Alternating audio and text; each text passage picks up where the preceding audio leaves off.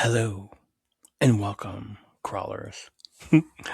um, so lately, I've been getting into this book, Dungeon Crawler Carl. I'm already on book 2, but I started out not thinking that this book was going to take over my life, my stream, my entire everything, that I'm going to be addicted, that I was going to be obsessed. I didn't realize that. So started out, I was in a live stream on TikTok. Like usually I go live and like I usually do my podcast from there and then do multiple streams, Riverside on here, go to YouTube and then it goes to TikTok. I record from TikTok. It goes to YouTube. It goes to Spotify. It goes to Riverside. I edit on Riverside. But I was already done with the podcast and we were done recording everything and I was just like after show, was just hanging out with my friends and everybody just hanging out in the chat and this person comes in there.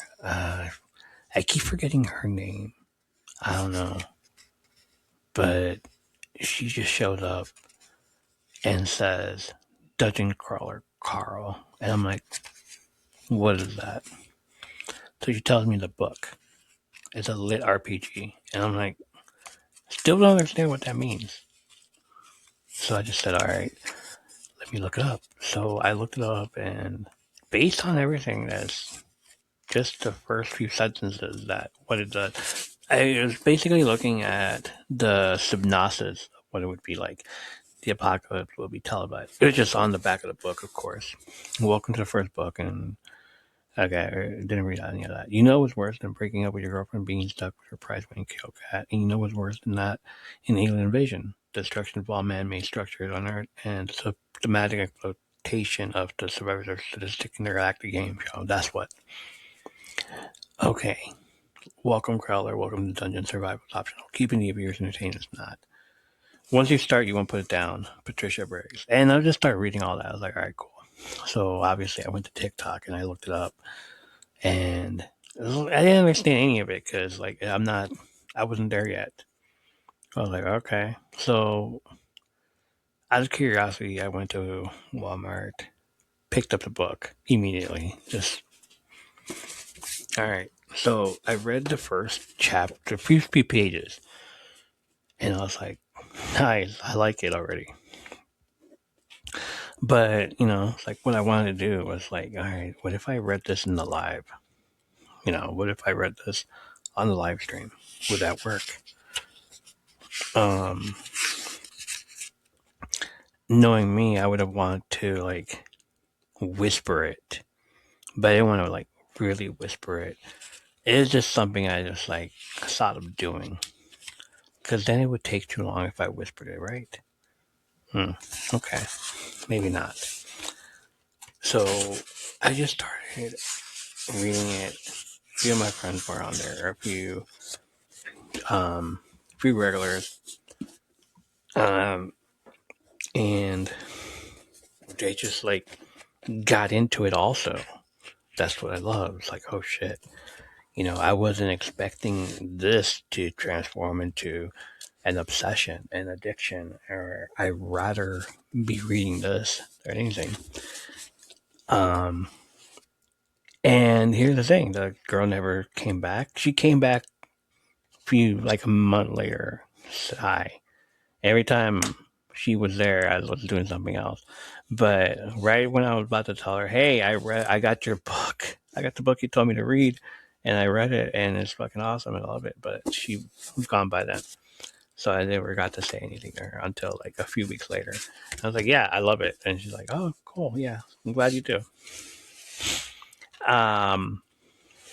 But obviously I started looking up how many books Matt Dinniman has written and everything. And I'm just like, okay, let me read book 1 first and see how it goes and see how I like it and all that stuff. I wanted to listen to podcast, but podcast, there's one podcast that's like reading 10 chapters and then talking about it each episode. And I'm like, I'm not even there yet. It's like, all right, I gotta wait. I gotta wait for that then.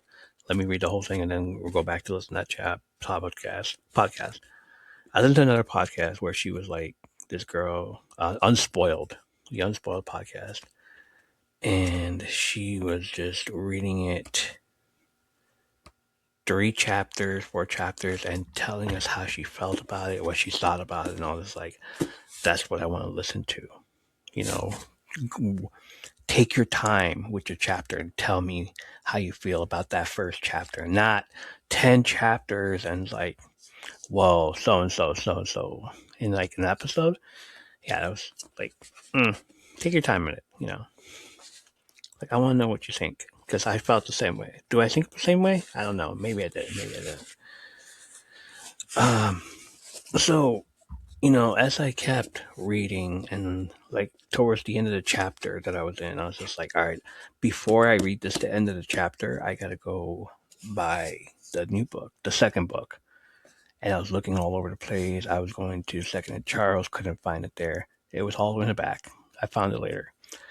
But then I went to Barnes and Noble. They had it. And immediately as I walked in, because Second and Charles was in the back, I couldn't find it. Immediately as I walk into Barnes and Noble, they have it front and center. Sorry, I'm using this as a bookmark. Immediately as I walk in, they have it in front and center right there, sold. It's like, all right, cool.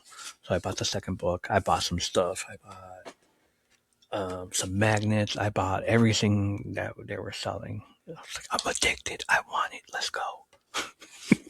And it worked out. Came home and I was just showing the chat, look what I got. Yay. Okay. So the reason I want to go back to the first book, the first few chapters, because I want to do the exact same thing, but on YouTube, and maybe whisper some of it. Who knows? It's so far it's worked out for me, and like I did try to like read the book and post it on YouTube on here, but it was already like chapter 30 something. I don't know what chapter it was, and I went live doing it. But some like my audience maybe doesn't know what this book was, and so I said, all right, I gotta start somewhere. I gotta start from the beginning. Either I do a podcast episode of it and we can go back to the very first episode to the very first book, the first chapter, and recap the entire chapter and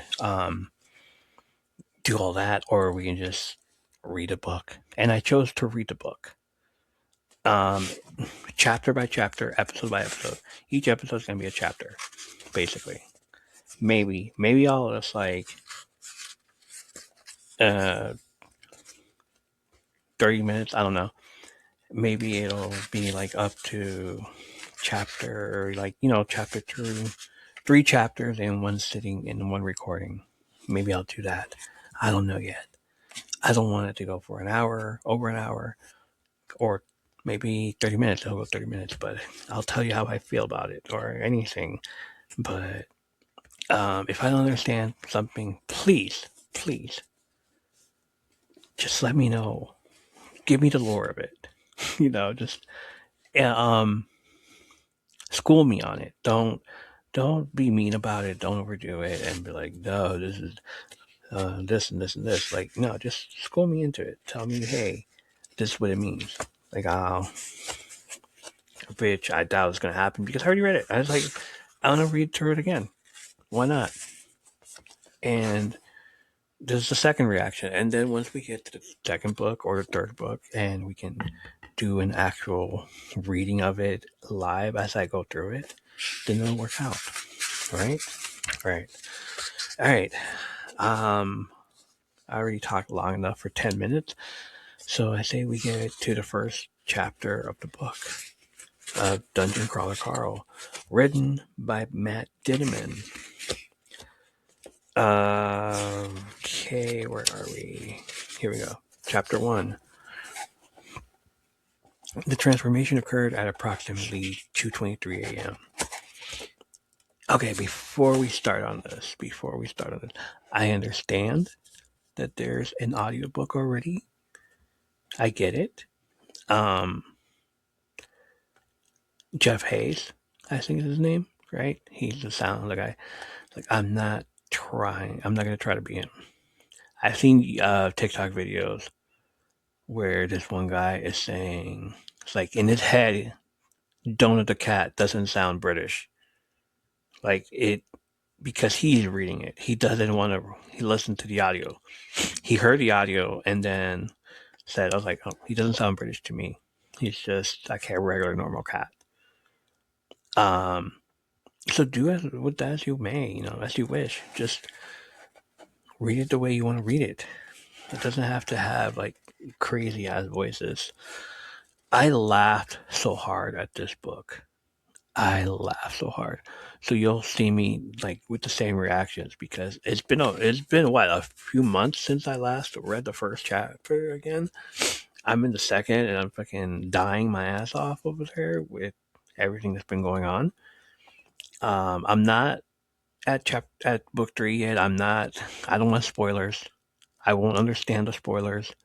I've seen the TikToks and I'm just like, every time I click on something and it's like some new name that I don't recognize, I immediately go away from there. Trust me, I've avoided spoilers up to this point. I have no idea what's going on. I just want to get to that point slowly. Like I don't want to rush into it. Okay. Okay. All right. So here we go. Um, chapter 1. I'm not going to do voices, so whatever comes out comes out. Chapter 1. The transformation occurred at approximately 2:23 a.m. Pacific Standard Time. As far as I could tell, anyone who was indoors when it happened died instantly. If you had any sort of roof over you, you were dead. That included people in cars, airplanes, subways, even tents and cardboard boxes. Hell, probably umbrellas too. Though I'm not so sure about that one. I'm not gonna lie, you guys who were inside probably warm and asleep and dreaming about some random bullshit. I'm jealous. You're the lucky ones. You were just gone, splattered into dust during the transformation. It was a Tuesday, and the calendar had just ticked over to January 3rd. A terrible winter storm had descended on North America and half the country was buried in snow and ice. In Seattle, we didn't have too much snow that night, but it was well below zero, which was unusually cold even for January.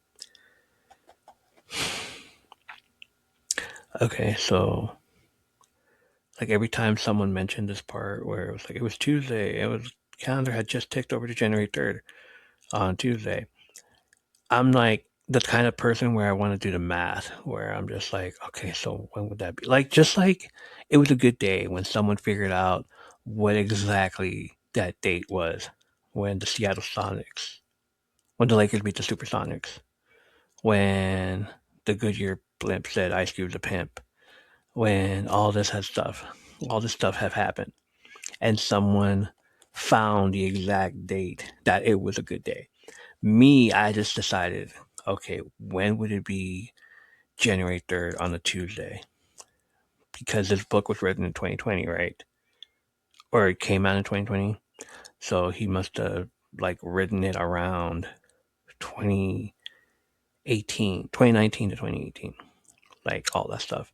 So I had to go back all the way back to around those 8 dates. And it turns out this day right here, when it happens, it's January 3rd, Tuesday, January 3rd, 2017. Let me double check that fact for a minute because I want to know too. I want to know now.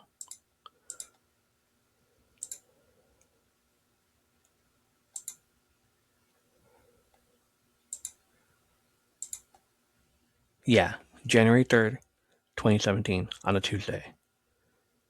And here we are. So, um, 3 years later, it comes out in 2020. So at the end of the world, the whole thing is televised, happened January 3rd, 2017. Great. So, all right. So, um, I'm glad I got to figure that one out.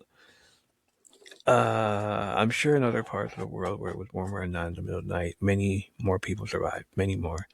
I also bet most of them were probably wearing more clothes than I was at the time of the incident, and those assholes were smart enough not to go into the light. Me, I didn't have a choice. Like I said, it was below freezing. I was outside, and I was wearing boxers, a leather jacket, and a pair of pink Croc sandals that barely fit me. I was also holding a crying, scratching, squirming, and a spitting cat named Princess Donut, the Queen Anne chunk. She was a tortoise shell Persian cat worth more than I made in a year. My ex-girlfriend called her Princess Donut for short. I just stuck with Donut.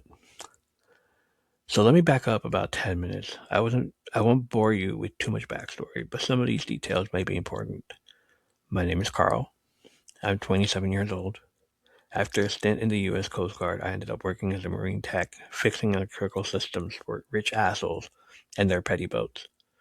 I, up until a few days before this started, lived with my girlfriend in our apartment in Seattle. Her name was Beatrice. B. She went to the Bahamas for a New Year's thing with a bunch of friends.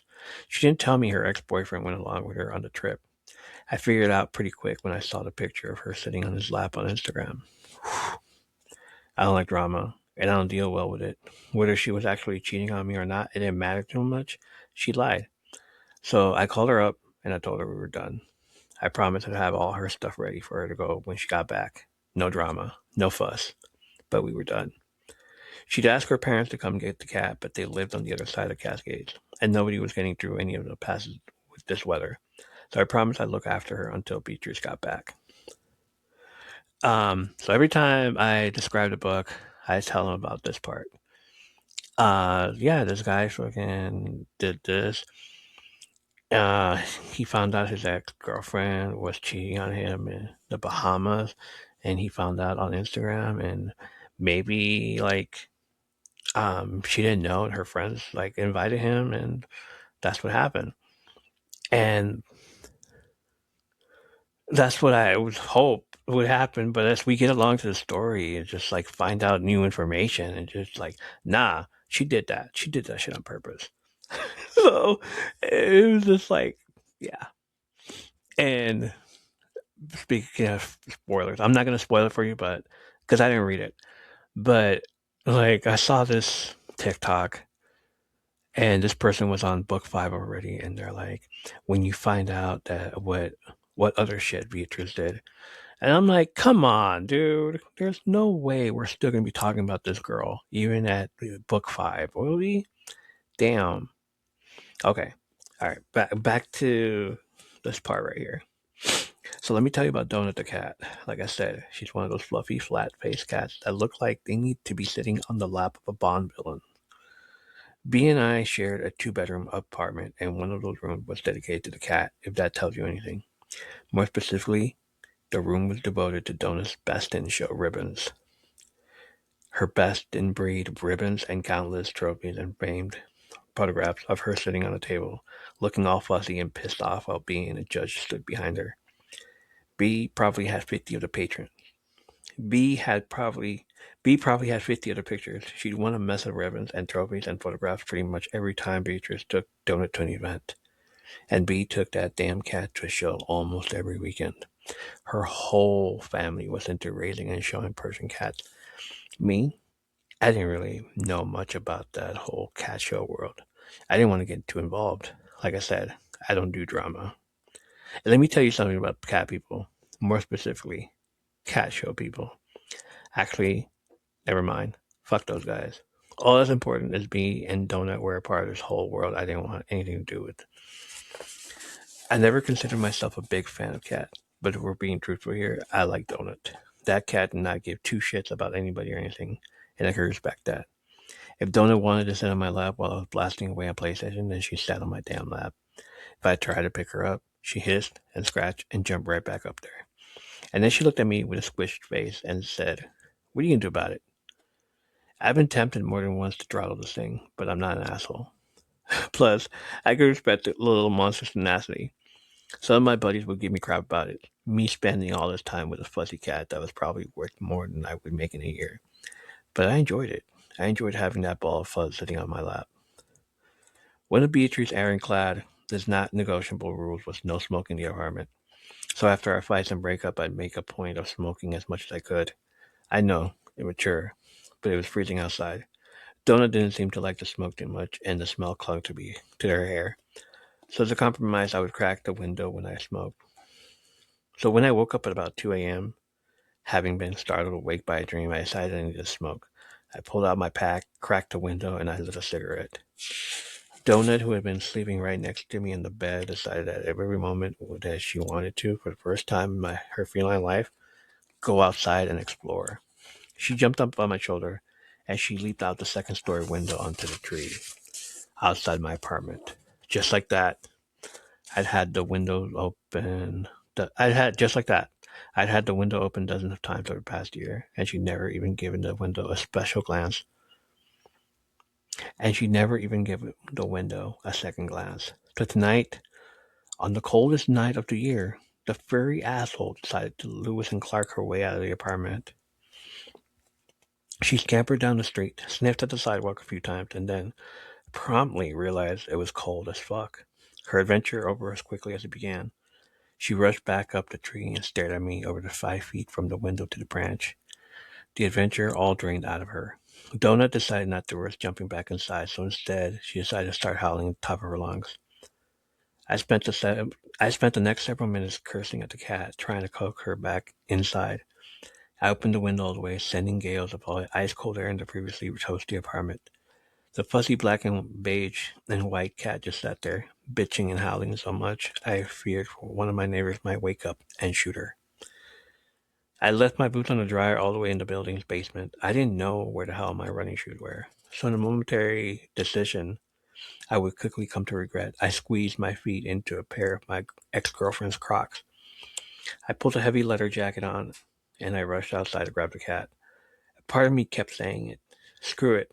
It's not your cat. Let the fucker freeze.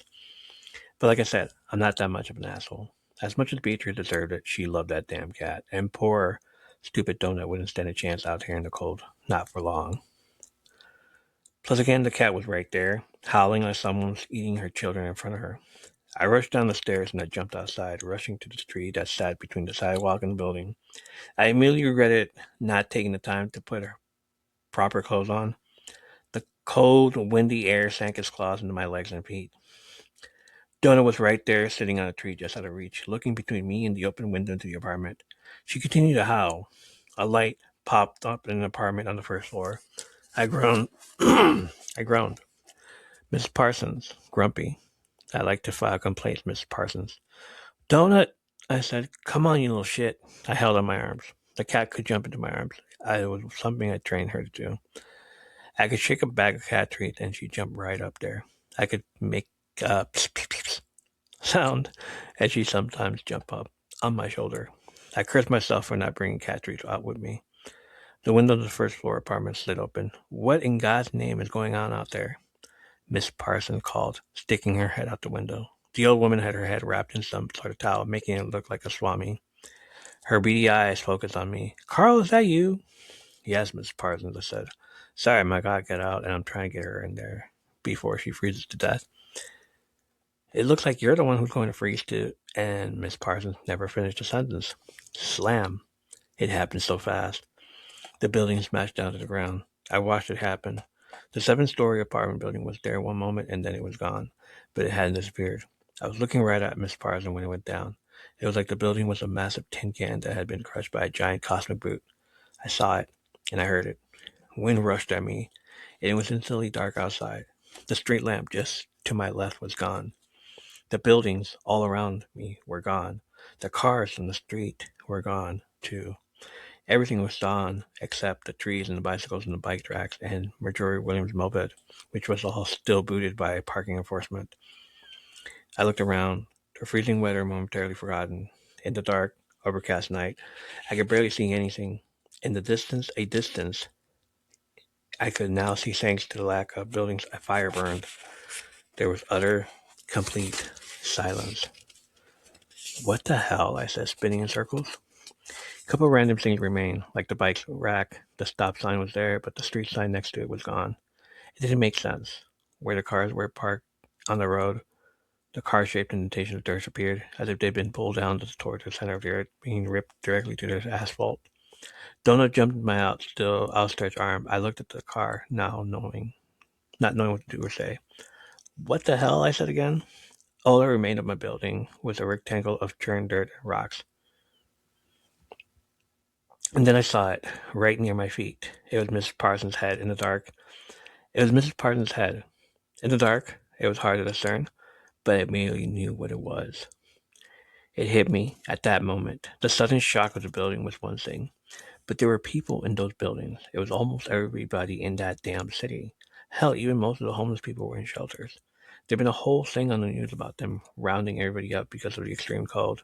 It was 2 in the damn morning on a Monday night. Everyone would be in bed, and that meant everyone was dead. I kept spinning in circles like an idiot, not knowing what to do. I felt sick to my stomach. Donut started to squirm, having decided I was useless. She clawed at me, but I wouldn't let that cat go. Then came the voice, a male, robotic voice. It spoke in my mind. The voice was like a physical thing, a spike in my brain scratching me. It wasn't speaking English, but I understood the words. As the person spoke, the text also appeared floating in front of me. Alright, so this is the part where I tell people, like, at least a 15-second of it, like, okay, so this guy is, after I tell him that what Beatrice did, so the cat goes outside, he leaves it open, and the cat door goes outside, and he goes outside to try and grab the cat. The landlady looks out at him and tells him to go back inside.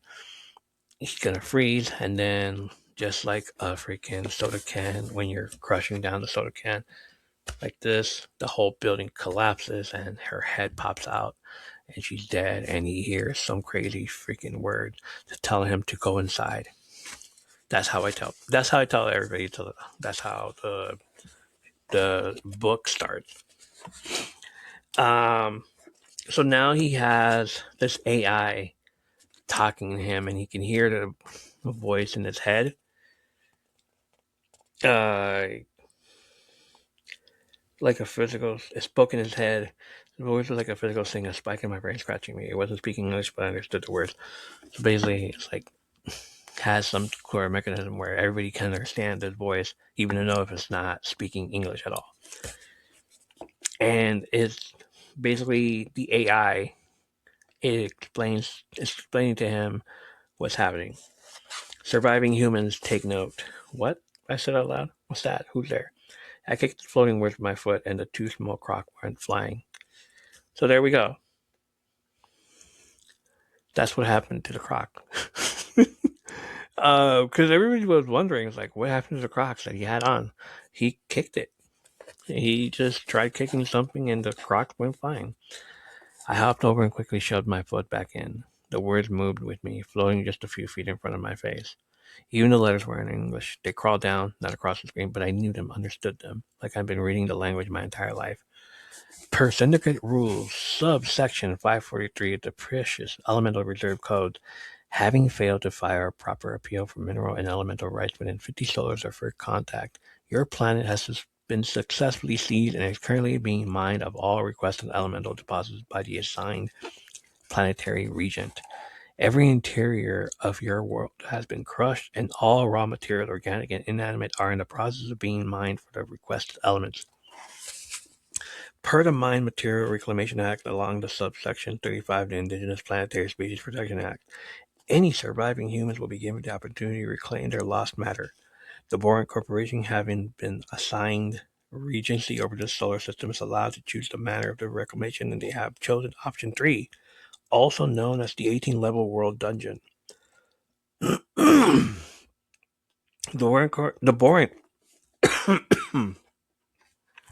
Boron Corporation retains all rights to broadcast, exploit, and otherwise control all aspects of the World Dungeon and will remain in control as long as they adhere to syndicate regulations regarding world resource reclamation.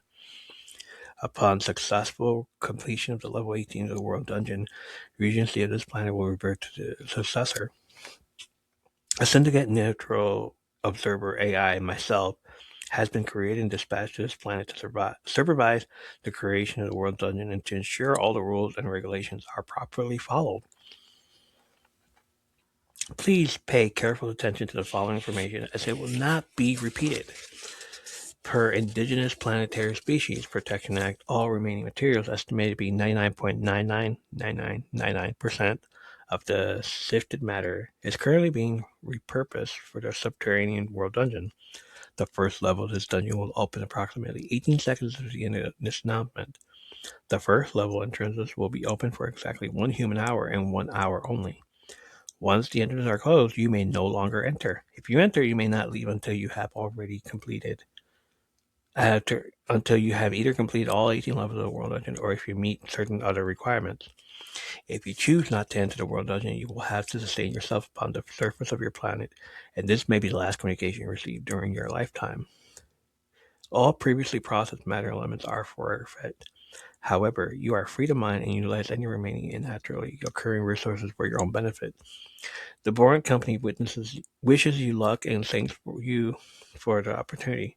For those who wish to exercise their right of resource reclamation, please take note. There will be 150,000 level 1 entrances added to the world. These entrances will be marked and easy to spot. If you so choose to enter the first level of the dungeon, you will have 5 rotations of your planet to find the next level down.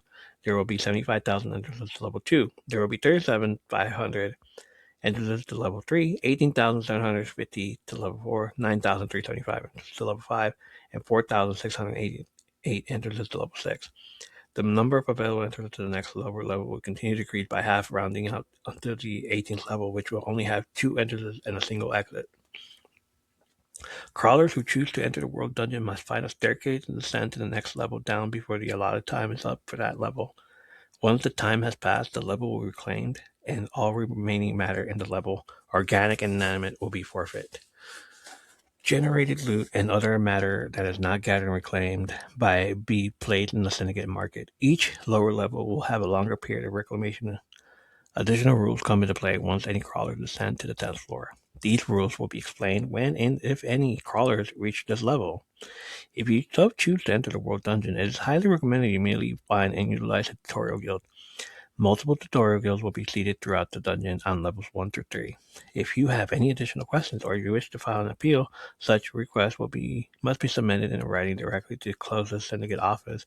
Thank you for being a part of the syndicate. Have a great day. What the fuck?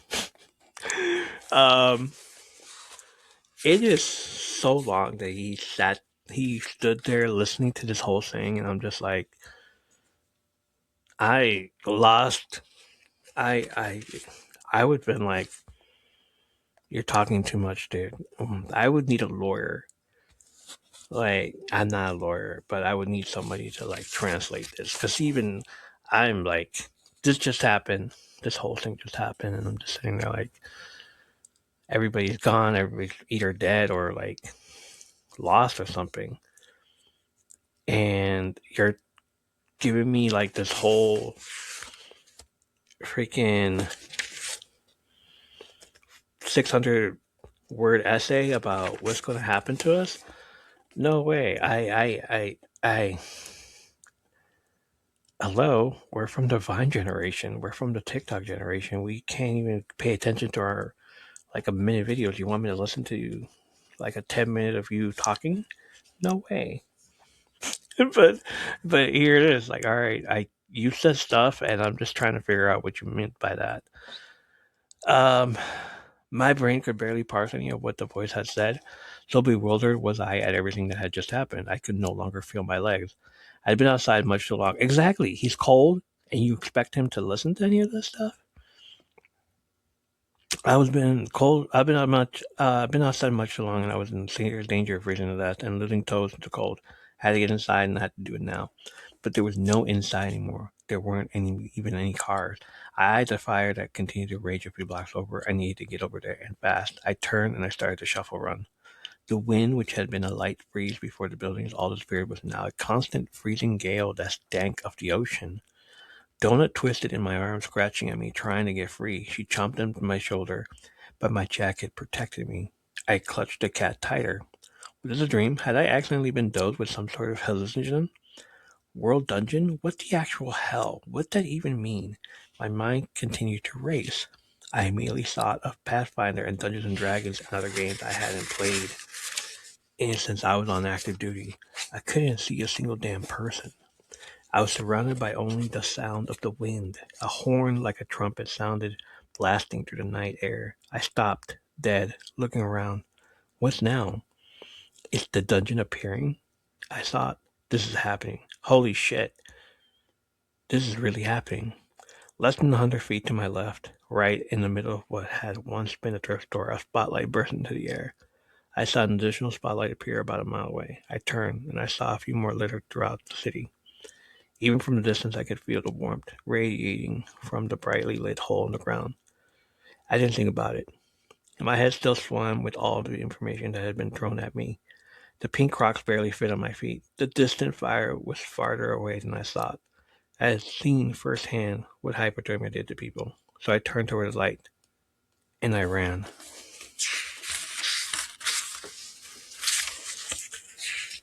Alright, so part one. So I think we do have a time for chapter 2. So let's do that. Chapter 2, Dungeon Floor 1, time to level collapse 5 days. So he has 5 days until the level collapses, and he has to get to the next floor for 2 or 3. An ornate staircase led down into the light. Each step appeared to be made of wrought iron, and the whole thing was wide enough to accommodate 20 people walking side by side. Glowing warmth radiated from the hole. I took a step, falling down a little farther than I anticipated.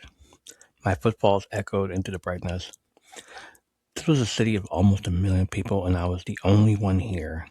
Donut, who had stopped fighting, clutched onto my shoulder and started growling over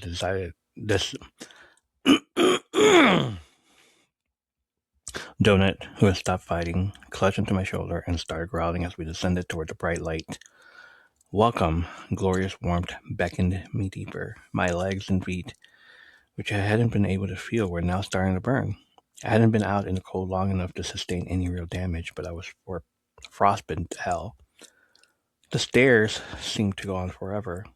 The iron steps were carved in an odd pattern, depicting what could have been fish, or maybe demons. The almost Asian-looking carvings gave me an uneasy feeling. These stairs weren't here just a few minutes ago. This whole thing is made of buildings and cars and people of the world. Who did this? How did he do it? By the time I reached the bottom of the stairs, the temperature had risen to a humid, balmy 80 degrees Fahrenheit or so. The metal stairs ended at a marble floor and a hulking door that stood about 30 feet tall and was just as wide. The wooden arch door was carved in the shape of a massive fish demon, like the stairs. I looked up at the double doors. What the hell is this thing? I muttered. As I stared at the door, an information box popped up over the door. The box appeared so suddenly and unexpectedly that I stepped back. It was like I was in a game, or maybe wearing special contact lenses that popped up informational with tooltips. It even had a little X in the corner to close it out. This is a rendition of a Kuatin, the dominant species of the boron system and principal owners of the Boron Corporation. Make sure you recognize these guys. There'll be a test later. Was that last part supposed to be a joke? I focused on the X in the corner and mentally closed the box. Huh? I thought. I looked up at the carving again and I felt something almost like a slight haptic tingling in my brain.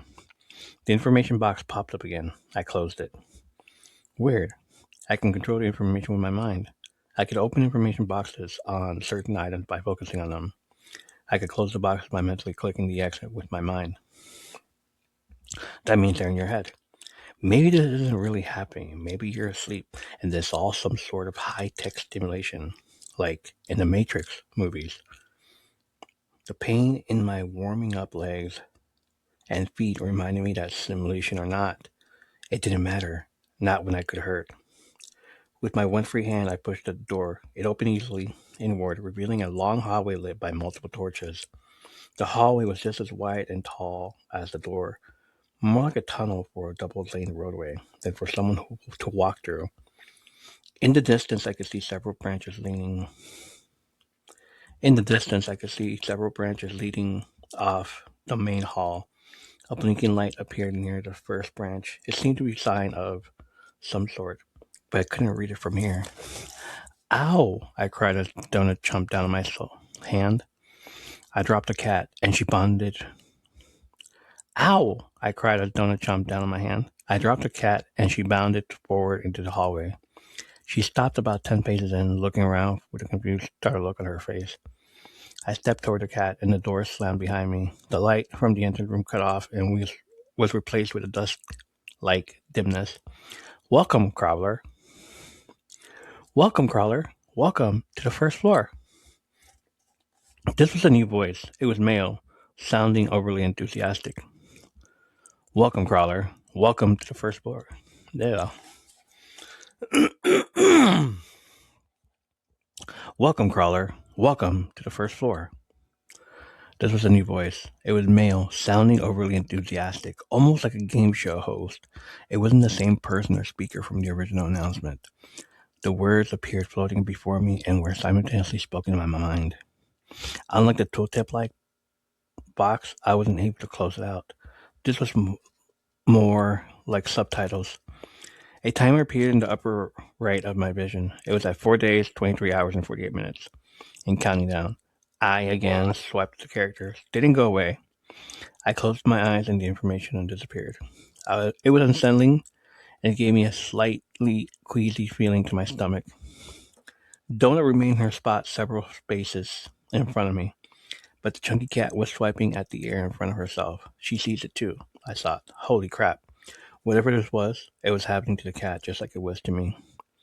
Donut, I said, calling to the cat, stay with me. The cat, being a cat, ignored me, but as I looked at her, I felt that same almost imperceptible tingle I felt when I looked at the door. I focused more tightly and an information box popped up over the cat. Crawler number 4119.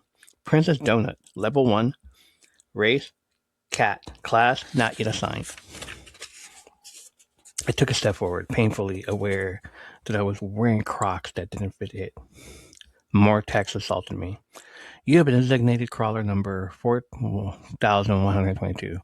You have been assigned the crawler name Carl.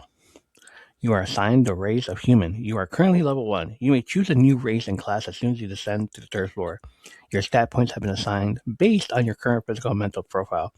See the stat menu for more details. Menu. I wondered how to pull a menu up, but before I could even try to figure it out, I was bowled over by a wall of text. Congratulations, you've earned your first achievement, Crazy Cat Lady. You have entered a world dungeon accompanied by a cat. Isn't that sweet? Reward, you received a bronze pet box. New achievement, Trailblazing Crazy Cat Lady. You are the first crawler to have entered a world dungeon accompanied by a cat. You must really love that thing. Too bad you're both probably going to die a horrible death at any moment. Or maybe not. Look at the prize you just received. Reward, you've received a legendary pet box. New achievement, Early Adopter. You're one of the first 5,000 crawlers to enter a new world dungeon. Sucker. Reward, you received a silver adventure box. New achievement, Empty Pockets. You didn't bring any supplies. None. You know you still gotta eat, right? Reward, you received a bronze adventure box. New achievement. Why aren't you wearing pants? You entered the dungeon wearing no pants. Dude, seriously? Reward, you received a gold apparel box. New achievement, Unarmed Combat. So, you're just going to wassel right into something called a world dungeon and you're not even going to bring a weapon? You're either brave than you look or you're just an idiot. Good luck with that, Van Damme. Reward, you've received a bronze weapon box. New achievement, Loner. You entered the dungeon without any human companions. Did anyone teach you their safety in numbers? Reward, none. Haha. You are so dead. I stared at those last words as they faded away. You are so dead. Donut was again swiping at the air. Menu, I said out loud. Nothing happened. Stats, nothing. How the hell was I supposed to look at my information? It said I'd received multiple, what? Loot boxes? That sure as hell what it sounded like, which meant I had some sort of inventory. I remember something from the initial announcement, something about finding a tutorial guide, something about finding a tutorial guild. I looked up at the neon sign about 100 meters down the dark tunnel. Would that be it? I started to shuffle jog down the tunnel toward the blazing sign. I passed Donut, who sat upon the ground, licking her paw and rubbing it against her forehead. After a moment, the cat seemed to sigh and decided to follow. The neon sign read, "The Tutorial Guild," with an arrow pointing down a thin, dark alleyway. I shuffled to a stop. The swish of my footfalls echoed in the large, empty tunnel. I peered in the darkness. It was pitch black in there.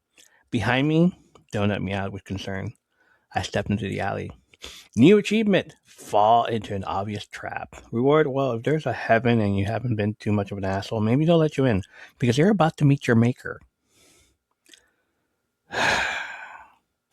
He's such an asshole. So later on, he's not an asshole anymore. He's just like, he's really sassy about it. So this is the AI who's just like, okay, you're getting achievements and you're getting rewards. So, like, obviously he's just messing with him, and I was like, oh shit, you survived this long, I might as well be nice to you then, that kind of thing. But he's like, AI is like that with everybody, the new people, everybody that's joining in, and he's probably doing that thing to, like, be mean and everything to everybody that's there. 3 lights flipped on, blinding me. I covered my eyes and took a step back. Something mechanical hissed, and what sounded like a steam engine roared to life.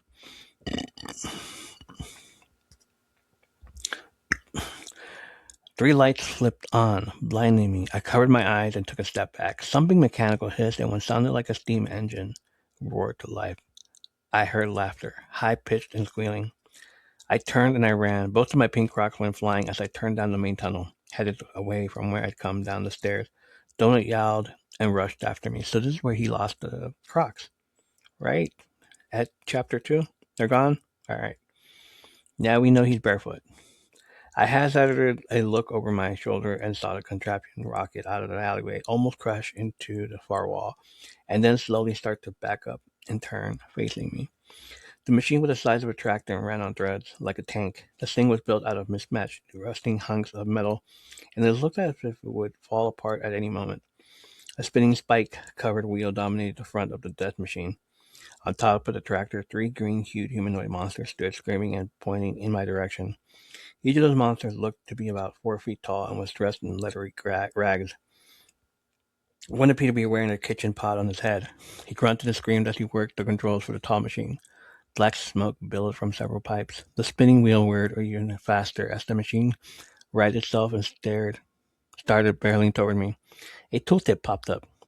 Goblin murder dozer contraption. A goblin-built, steam-powered machine designed to mow down and slaughter unsuspecting dungeon crawlers. I hope you're up to date with your tetanus shots. 3 more tooltips popped up over the 3 riders. 2 of them read, Goblin, level 2. Small, green, and smart. With goblins lacking physical strength, they make up for it in pure spunk. The 3rd goblin with the pot on his head and driving the machine had a different description. Goblin engineer, level 3. Engineers, the incels of the goblin world. They have a hard time finding a date, which makes them extra angry. If there are any females in your party, they will attack them first. So the goblins hate females? Alright. I didn't have time to think about the stupidity of the jokes or the fact I was, for the first time, looking upon a group of real live monsters trying to kill me. I rushed down the hallway and reached another junction. I could go 3 ways, forward, right, or left. Right was another half-lit hallway about half as wide as the last, but still plenty big enough for the goblins to follow. Left led into a tight, dark hall that'd be way too thin for the bulldozer. The obvious choice would be to flee down the dark hallway. I paused. It was too obvious of a choice. I sensed another trap. I couldn't go straight because the next junction was too far away and the machine would catch me for sure. I turned right. Donut followed, choosing to stay by my side, which was very un-donut-like behavior. This hall was only as wide as a regular road with a smooth 15-foot ceiling. Green looking like growth glowed in the brick walls and ceilings, giving the tunnel an odd glow. Behind me, the goblins squealed as they struggled to maneuver the murder dozer.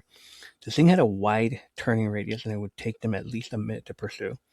Ahead, another group of junkions appeared. But just before the intersection, I spied a single plain wooden door built into the wall. A simple sign was attached to the wall above the door.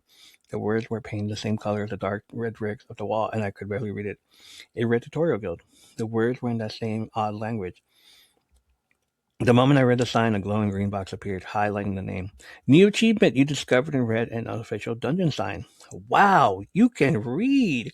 Whoopee! Reward. All official dungeon signage will now be highlighted in an easier spot. Nearby guilds will appear on your minimap. A minimap? I really needed to figure this out. Behind me, the murder dozer had gotten stuck in the corner. And on one of the level 2 goblins was shouting and beating on the pot helmet of the engineer with what looked like a stick. The third looked at me and shook a fist. Would they follow me to the guild? I didn't know. I grasped the brass door handle and tried to turn it. I didn't open. Locked. What the hell? I said. Banged on the door. I banged on the wooden door. Hey, I called. Is there anybody in there? The two level 2 goblins seemed to give up on waiting for the hobo to negotiate the right turn, and they hopped off and started jogging toward me. They were unarmored, but both wielding what appeared to be wooden sticks with a pineapple on the end of it. They'd catch up in a minute. Next to me, Donut started to growl and hiss. From behind the door, I heard the rattling of chains and turning of locks. The door cracked, only pulling open part way. A single chain remained, keeping the door from opening further. A bearded rat-like creature appeared in the doorway. I could barely make out his features, but he was about a head shorter than me, so taller than the goblins, but not by much. What do you want? The voice said. You mobs ain't allowed in here, you know that? Hey, this is a tutorial guild, right? The thing I said I was supposed to go in there? The eye widened as it looked at me. You're a crawler? Wait. The rat creature stepped back as if to get a better look at me. I was immediately reminded of Master Splinter, the rat sensei from Teenage Mutant Ninja Turtles. You are! By his left tit, we opened up, and I didn't even notice. I must have slept through the announcement. Nobody tells Mordecai anything. There used to be a newsletter. It was delivered every few cycles, reliable as can be. But then just stopped. Budget cuts, I'm guessing. There was cutting corners. I thought we were opening for another 2 years. Hey, let me in, I interrupted. I turned to face the two goblins who jogged up to stop. One moved to my left, the other moved to cut off my retreat. Open the damn door, I cried. One of the goblins said something to the rat man behind me, the door, whose name appeared to be Mordecai. I couldn't understand the goblin language. It was grunts and squeaks. Mordecai responded in the goblin language. They both laughed. Sorry, Crawler, you took so long, Mordecai said through the door, chain door. I can't open if there are mobs directly outside. Rules are rules. I took too long, I said. I moved to a fighting stance. One of the goblins fainted, swinging at me with his club. The pineapple at the end of the club fell off when he swung it, and it hit the ground with a splat. The goblin cursed and kicked it away. I took a step back. Donut stood between my legs, hissing and spitting. At least tell me how to open the damn door. At least tell me how to open those damn loot boxes. Mordecai was silent for a moment, as if he was contemplating on whether or not to tell me. It's in the awards and boxes tab in your inventory menu, the rat man said. But you can't access it yet, kid. How do I get access to the inventory menu then? The second goblin, the one who still had a pineapple on the end of his stick, swung at me, missing by a wide margin. Up close, the goblins looked much like they did in movies and video games. Short, green, mostly bald with pointed ears, angular faces, and sharp teeth. I briefly wondered on that. It seemed the aliens or whatever knew a whole lot about Earth, mythology, and lore. Far behind him, the murder dozer had finally backed up properly and had us straightened out. It rumbled down the hallway toward us. Yeah, you gotta complete the tutorial.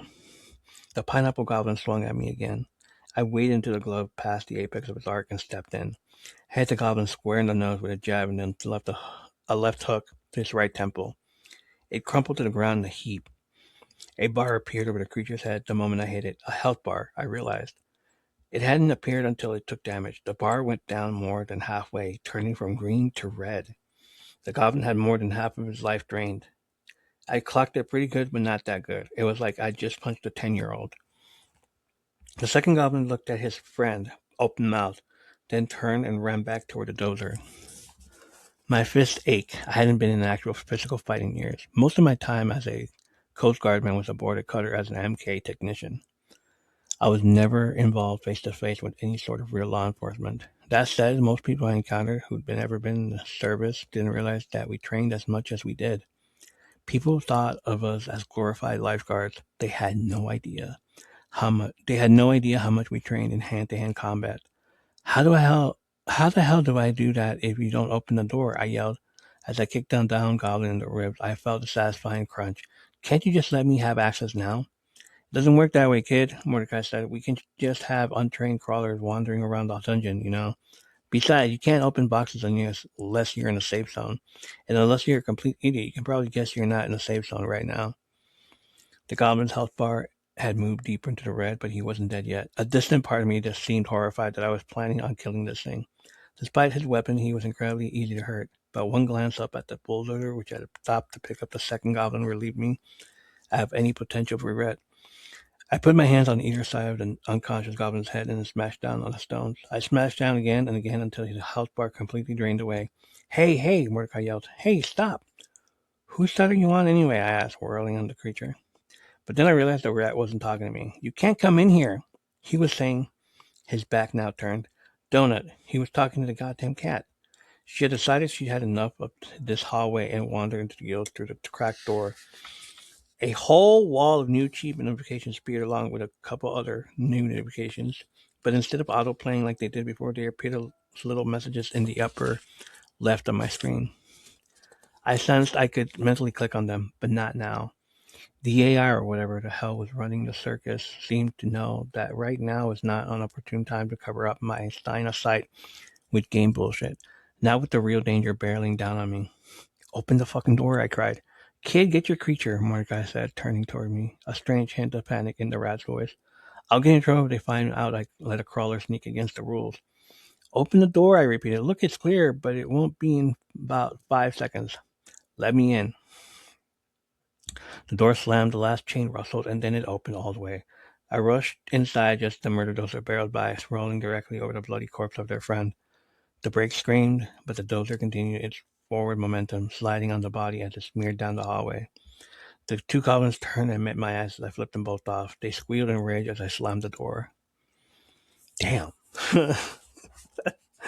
I love it. Alright, so yeah, chapter 3 to 4 is long. So I'm gonna stop right here. But we meet Mordecai, who is a rat.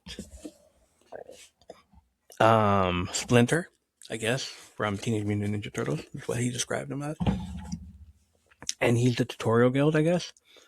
Alright, so he's a tutorial guild. Like, no guessing. We know what's coming up. We meet Mordecai, who is the tutorial guild. And obviously he can't open the door because there's danger outside. It's like, you can't let the danger in. But one of the goblins come out and Carl hits them over the head. And that's when he realizes in a video game, it's like, oh, health bar. So, like, he does what he does in video games and starts beating it so the heart bar can go away and it's done. The danger's now over. So he tells Mordecai to open the door. Donut is the one that sneaks past in and stuff. And she's probably like, I've had enough of this mumbo jumbo talk. Let us in, you foul mouthed creature. And being the queen that she is, the princess donut that she is, she decides to just say, screw it, I'm going in. Like, it's her book. She's the main character, obviously. She saved Carl, basically. So there it is. All right, so this is the second chapter. I think I was right into it. I was on chapter 3. I was starting to read chapter 3, and I said, I am so in. I'm in here. I'm like in a cult now. Because everybody keeps saying, if like once you enjoy the book, you're in a cult. It's like, yeah, it feels like that. That's when I started looking up things, looking up what the next chapters are called and everything. And, looking up stuff on TikTok. And they're pretty funny. They're pretty funny stuff. Yeah, I think that's about it for this one. Everybody that's watching this, thank you for stopping in and hanging out with me and listening to this and me ramble on about my favorite book so far and what I think about it. Um, so you all got to hear chapters 1 and 2, and let me know what you guys think, and I'll do more of it. Maybe I'll do some more quieter versions of it. I also have a podcast, so as y'all can see. It's like I'm not putting this on the podcast, but if it's maybe if it's good enough, maybe if you guys enjoy it, and maybe I will put it on the podcast. I'll have it as an episode, a separate episode, and we'll do like separate episodes, solo episodes of this, and might as well do it. Um, so for those that don't know, the podcast is called My Third Place Podcast, M3P. I go live on YouTube, TikTok, and all that. Usually around Thursdays. I mean Saturdays. Saturdays. I'm sorry, Saturdays. And the show goes on Spotify on Sundays.